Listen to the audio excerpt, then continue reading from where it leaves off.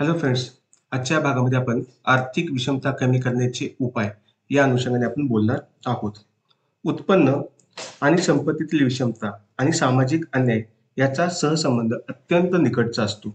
कोणत्याही अर्थव्यवस्थेत विषमता ही सामाजिक अन्यायाची असते. तेव्हा प्रत्येक देशातील सरकार हा सामाजिक अन्याय दूर करण्यासाठी उत्पन्न संपत्तीची विषमता कमी करण्यासाठी अनेक उपाय योजित असते. भारतातील आर्थिक विषमता कमी करण्यासाठी काही उपाययोजना आहेत, त्याच्या अनुषंगाने आपण बोलणार आहोत. त्यामधला पहिला आहे आर्थिक विषमता कमी करण्यासाठी श्रीमंताची श्रीमंती कमी करणे. श्रीमंताची संपत्ती उत्पन्न प्रचंड वाढून विषमता ही निर्माण होत असते. तेव्हा श्रीमंताची संपत्ती वाढू नये असे प्रतिबंधात्मक उपाययोजना आवश्यक असते. त्या संदर्भात भारतामध्ये काही केलेले उपाय या अनुषंगाने आपण बोलूया. पहिला आहे कमाल मालमत्ता मर्यादा कायदे. आर्थिक विषमता मालमत्तेतील विषमतेतून निर्माण होत असते. भारतामध्ये बहुसंख्य लोक हे खेड्यामध्ये राहत असतात आणि शेतजमिनीतील वाटपातील मध्ये आपण प्रचंड विषमता त्या ठिकाणी पाहत असतो. यासाठी भारतातील राज्यांनी गेल्या 70 वर्षात धारणा क्षेत्रातील कमाल मर्यादा ठरवून देणारे वेगवेगळ्या स्वरूपाचे कायदे केलेले आहेत. ज्याच्याकडे मर्यादेपेक्षा जास्त असलेली जमीन भूमिहीनांना व जे अल्पभूधारक आहे यांना दिली जाते.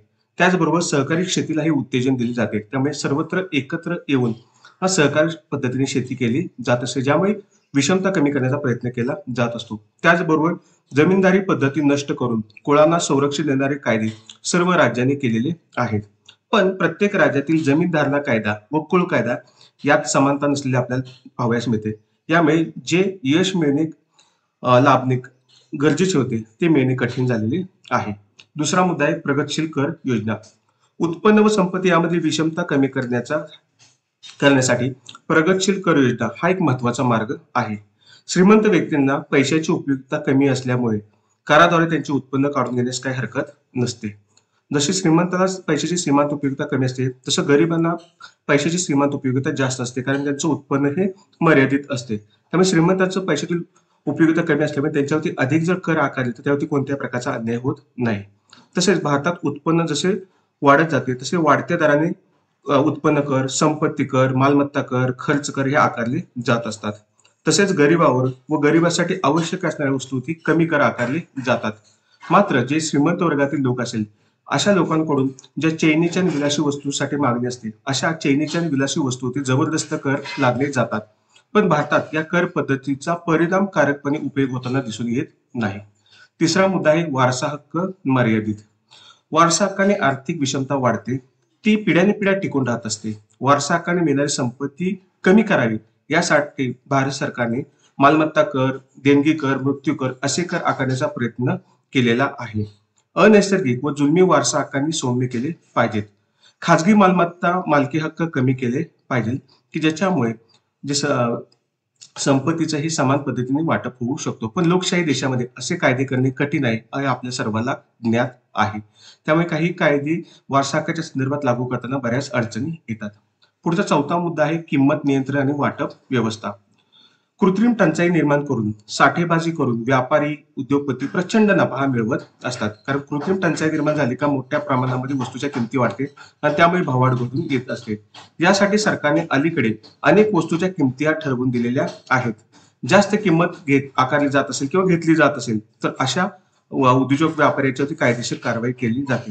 तसेच भारतातील सर्व राज्यात सरकार थोड्याफार प्रमाणामध्ये पीडीएस म्हणजे पब्लिक डिस्ट्रीब्युशन सिस्टीम म्हणजे स्वस्त धान्याच्या दुकानातून लोकांना तांदूळ, गहू, साखर, गोड तेल, रॉकेल, जाडे भरडे कपडे देण्याचा प्रयत्न करते. त्यामुळे गरिबांना आवश्यक त्या वस्तू ह्या योग्य किमतीमध्ये मिळत असतात. पुढचा पाचवा मुद्दा आहे मक्तेदारी नियंत्रण. मक्तेदार आणि श्रीमंताची श्रीमंती वाढत असते. सन 1965 मध्ये मक्तेदारीवरती नियंत्रण ठेवण्यासाठी कायदा करण्यात आला. तसेच सन 1969 मध्ये श्री दत्ता यांच्या अध्यक्षतेखाली एक आयोग नेमण्यात आलेला होता आणि आयोगाच्या अनुषंगाने मक्तेदारी परवाना पद्धत व इतर गैर प्रकाराविरुद्ध कायदेशीर तरतुदी करण्यासाठी कंपनी कायद्यामध्ये वारंवार दुरुस्ती करण्यात आलेल्या आहेत. उद्योग सुरू करण्यासाठी केंद्र सरकारची परवानगी घ्यावी लागते. दत्त समितीने असे सुचवले की परवाना पद्धतीत सुधारणा करण्यात आल्या. 1980 मध्ये नवीन औद्योगिक धोरण हे तयार करण्यात आले आणि या औद्योगिक धोरणानुसार मक्तेदारी नियंत्रित करून नफा व किमती घटवून आर्थिक विषमता कमी करण्याचा प्रयत्न हा केलेला आहे. तसेच औद्योगिक केंद्रीकरण ही कमी त्यामुळे झालेले आहे. त्याबरोबरच अयोग्य व्यापार व्यवहारावरती नियंत्रण ठेवले गेले आहे. पण 1991च्या नवीन धोरणाने उदारीकरण, खाजगीकरण या धोरणाने परवाना पद्धतीचा कोणत्याही प्रकारचा अर्थ राहिलेला नाही. सरकारचे धोरण हे उदार झालेले आहे. त्यामुळे भविष्यात मक्तेदारी वाढण्याचा धोका पण निर्माण झालेला आहे. पुढील 6वा मुद्दा आहे राष्ट्रीयकरण. सन 1948 नंतर अनेक उद्योगधंद्याचे राष्ट्रीयकरण करण्यात आले. एक रिझर्व्ह बँकेचे प्रथमतः राष्ट्रीयकरण 1949ला, स्टेट बँक ऑफ इंडियाचे 1959ला, विमा सेक्टरमध्ये LICचे 1956ला, GICचे 1972ला. त्याच पद्धतीने भारतामध्ये ज्या काही खाजगी बँका होत्या त्या 14 खाजगी बँकाचे 1969ला राष्ट्रीय करण्यात आले. पुढे खाजगी ज्या 6 मोठ्या बँका होत्या अशांचे राष्ट्रीयकरण 1980ला करण्यात आले.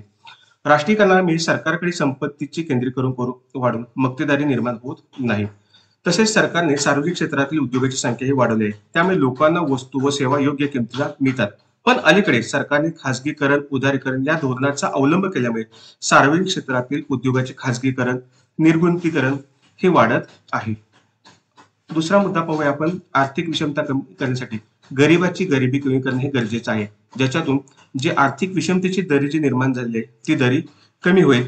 यासाठी सरकारने काही रचनात्मक उपायाने ही विषमता कमी करण्याचा प्रयत्न केलेला आहे आणि त्याद्वारे सामाजिक जो अन्याय तो दूर करण्याचा प्रयत्न केला आहे. त्या अनुषंगाने काही मुद्दे आपण पाहूया. पहिला आहे किमान वेतन कायदे. उत्पन्नातील विषमता ही महत्वाची तर वेतनाने निर्माण होत असते आणि वेतन वाढीमुळे वेगाने ही विषमता वाढत आहे.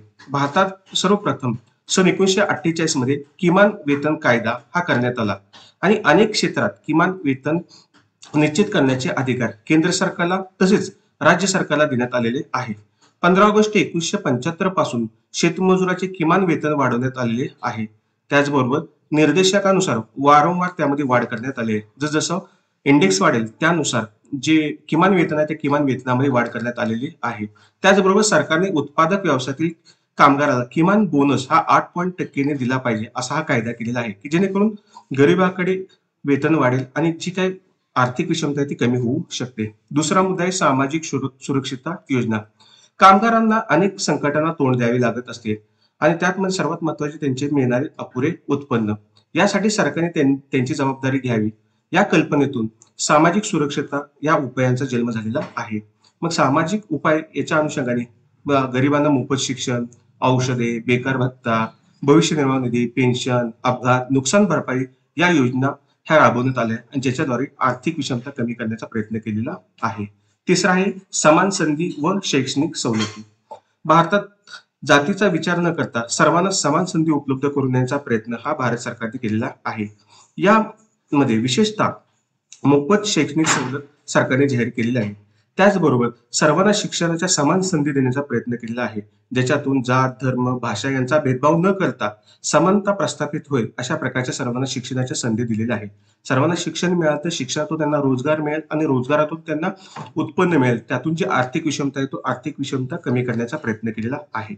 चौथा मुद्दा आहे सार्वजनिक व सहकारी क्षेत्राचा विकास. भारतात सार्वजनिक सहकारी क्षेत्र वाढत आहे. 1951 मध्ये सार्वजनिक क्षेत्रात फक्त 5 उद्योग होते. त्याची संख्या वाढत 2002 पर्यंत ती 240 इथपर्यंत पोहोचलेली आहे. त्यामुळे सर्वसाधारण संपत्ती देशाच्या मालकीची होती. हे उद्योग सरकारी खजिन्यात भर घालत होते. आता सरकारी खजिन्यात यामध्ये किती भर घातले पाहायचं म्हटलं तर 1997 ते 2000 या काळात ह्या सरकारी खजिन्यात जो भर पडली त्याचा हिस्सा 53,882 कोटी रुपये एवढा होता. तो नफा जो मिळाला तो लोकांच्या कल्याणासाठी वापरलेला आहे. त्याचबरोबर भारतात स्वातंत्र्यानंतर सहकारी क्षेत्राचा विकास हा वेगाने झाला. भले 1904 पासून आपल्याकडे सहकाराचा विकास उदय होत गेला असेल पण स्वातंत्र्यानंतर सहकारी क्षेत्राचा विकास हा वेगाने होत गेलेला आपल्याला पाहावयास मिळतो. आणि विशेषतः जे साखर कारखाने आहेत ते मोठ्या प्रमाणामध्ये सहकारी तत्वावरती चालले जात असतात. त्याचबरोबर सहकारी साखर कारखान्यांबरोबरच सहकारी सूतगिरण्या, सहकारी वस्तू भांडार, सहकारी बँका, सहकारी शेती इत्यादीमुळे जो मिळणारा नफा आहे या व्यवसायातून तो सर्व सभासदांमध्ये समान पद्धतीने वाटला जातो. त्यामुळे सहकाराने आर्थिकदृष्ट्या दुर्बल घटकाचे हितसंबंधही सुरक्षित राहतात. त्यामुळे सामाजिक समानता, सामाजिक न्याय निर्माण होण्यासाठी हा एक प्रभावी मार्ग अवलंबलेला आहे. पुढील 5वा मुद्दा आहे तो वाढत्या लोकसंख्येवरती नियंत्रण ठेवते. भारतात वेगाने वाढणारी लोकसंख्या ही आर्थिक विषमतेमध्ये सर्वात मोठ्या प्रमाणामध्ये भर टाकत आहे. कामगारांची स्थिती सुधारण्यासाठी कुटुंबाचा आकार मर्यादित ठेवणं गरजेचं आहे. पण यासाठी स्वातंत्र्यानंतर बऱ्याच प्रमाणामध्ये लोकसंख्या नियंत्रणासाठी कायदे केलेले आहेत, काही प्रोग्राम राबवलेले आहेत, काही स्कीम्स राबवलेल्या आहेत. यासाठी 1961 पासून लोकसंख्या मर्यादित ठेवण्याचा प्रयत्न केला जात आहे. त्यासाठी मोफत कुटुंब नियोजन शस्त्रक्रिया असेल, शस्त्रक्रिया करून घेणाऱ्या व्यक्तीस पैसे देणे असेल किंवा 2 पेक्षा जास्त मुलं असतील यांना मोफत शैक्षणिक सवलती न देणे, अशा प्रकारचे उपाय योजलेले आहेत, जेणेकरून लोकसंख्या ही नियंत्रित राहील. त्याचबरोबर अलीकडेच स्थानिक स्वराज्य संस्थांचे सदस्य होण्यासाठी ही अट घातलेली आहे की ज्याची आपत्ती कमीत कमी असणं गरजेचं आहे. लोकसंख्या मर्यादित राहिल्यामुळे जी विषमता वाढते ती वाढण्यास कमी होण्यास मदत होईल. पुढचा 6वा मुद्दा आहे तो म्हणजे लघु कुटीर उद्योगांना प्रोत्साहन. शहराकडे येणाऱ्या लोकसंख्येचा ओढा थांबवायचा असेल तर ग्रामीण भागात लघु कुटीर उद्योगांना उत्तेजन देणे, ते लघु कुटीर उद्योग सुरू करणे, अशा प्रकारचे धोरण सरकारने स्वीकारलेले आहे. जेवढे लघु कुटीर उद्योग जे कमी भांडवलामध्ये सुरू होतात, कमी लोकांमध्ये ते राबवता येऊ शकतात, अशा प्रकारचे कुटीर उद्योगांना प्रोत्साहन देण्याचं, लघु उद्योगांना प्रोत्साहन देण्याचं काम सरकारने केलेलं आहे. अशा स्वयंरोजगारामुळे पिळवणूक होत नाही. गरिबांना असे व्यवसाय सुरू करण्यासाठी स्वस्त जमीन, वीज, पाणी, कर्ज इत्यादी गोष्टी सरकारने उपलब्ध करून दिल्या आहेत. त्याचबरोबर राष्ट्रीयकृत बँका आहेत त्यांनी ह्या अशा प्रकारच्या उद्योगांना स्वस्त कर्जे उपलब्ध करून दिलेली आहेत. त्यामुळे प्रत्येक योजनेत या क्षेत्रातील जे काही लघु कुटीर उद्योग आहेत त्यांना मदत पुरवण्याचा प्रयत्न सरकारने वेगवेगळ्या स्कीमच्या माध्यमातून केलेला आहे. त्याचबरोबर अनेक ठिकाणी औद्योगिक वसाहती निर्माण केलेत की जेणेकरून तिथं लोकांना छोटे मोठे उद्योग व्यवसाय सुरू करण्यासाठी प्रोत्साहन मिळालं आहे, ज्याच्याद्वारे आर्थिक विषमता कमी करण्याचा प्रयत्न केलेला आहे. पुढचा 7वा मुद्दा आहे श्रमप्रधान तंत्र. उत्पन्नातील विषमता कमी करण्यासाठी मोठ्या प्रमाणात रोजगार संधी उपलब्ध करून दिल्या पाहिजेत. तेव्हा उत्पन्न वितरणातील सुविधासाठी श्रमप्रधान तंत्राचा उपयोग हा महत्वाचं साधन म्हणून पाहिलं जात असतं. श्रमप्रधान उत्पादन तंत्र म्हणजे श्रमाचा वापर अधिक करणे आणि भांडवलाचा वापर कमीत कमी करणे, ज्याच्यातून श्रमतंत्रामुळे जास्तीत जास्त लोकांना रोजगार मिळेल. तसेच अर्थव्यवस्थेच्या औद्योगिक व शेती क्षेत्रात या तंत्राचा वापर करता येतो आणि तो केलेला आहे. दांडेकर आणि यांच्या मते या तंत्रास भांडवल कमी लागते, म्हणून दुर्मिळ भांडवल व विपुल मनुष्यबळ असणाऱ्या भारतात श्रमप्रधान तंत्राला वापर करावा, जेणेकरून लोकांना काम मिळेल, लोकांना रोजगार मिळेल आणि आर्थिक विषमता कमी करण्यास मदत होऊ शकेल. पुढचा 8वा मुद्दा आहे किंमत नियंत्रण. भाववाढ गरिबीचे वास्तव उत्पन्न कमी करत असते. जेवढी भाववाढ होईल तेवढं लोकांचं जास्तीत जास्त पैसा खर्च झाल्यामुळे त्यांचं वास्तव उत्पन्न कमी होतं. जेवढी किंमत पातळी वाढते तेवढं वास्तव उत्पन्न कमी होतं आणि जेवढी किंमत पातळी कमी होते तेवढं वास्तव उत्पन्न वाढत असतं. पण भाववाढीमुळे वास्तव उत्पन्न लोकांचं कमी होतं. या उत्पन्नातील विषमता रोखण्यासाठी भाववाढ दूर करणे हे महत्वाचे आहे. यासाठी सरकारने भाववाढ नियंत्रणासाठी किंमत नियंत्रकांसाठी वेगवेगळे उपाय योजलेले आहेत आणि ज्याच्याद्वारे किंमत नियंत्रण वरती नियंत्रण ठेवण्याचा प्रयत्न केलेला आहे. पुढचा 9वा मुद्दा आहे रोजगार हमी योजना. रोजगार हमी योजना म्हणजे काय, तर जे काम करण्यास तयार आहेत त्यांना सरकारने काम मिळवून देणे म्हणजे रोजगार हमी होय. प्रथमतः ही योजना महाराष्ट्रामध्ये यशस्वी आणि लोकप्रिय झालेली होती. पुढे पंतप्रधान इंदिरा गांधींनी 15 ऑगस्ट 1983 रोजी ही योजना सर्व देशभर राबवण्याची घोषणा केली. या योजनेमध्ये सीमांत शेतकरी, कारागीर, मागासलेल्या जाती जमाती यांचे उत्पन्न वाढवणे, विशेष क्षेत्र कार्यक्रम, रोजगार कार्यक्रम, त्याचप्रमाणे समन्वित ग्रामीण विकास कार्यक्रम, राष्ट्रीय ग्रामीण रोजगार कार्यक्रम, त्याचबरोबर जवाहरलाल नेहरू रोजगार योजना, तसेच स्वर्ण जयंती ग्राम स्वराज्य स्वयंरोजगार योजना आदीने गरिबाची उत्पन्न वाढवून विषमता कमी करण्याचा प्रयत्न केलेला आहे. पुढील 10वा उपाय आहे तो म्हणजे इतर उपाय. यामध्ये गरिबांचे उत्पन्न वाढवण्यासाठी सरकारने अनेक प्रयत्न केलेले आहेत.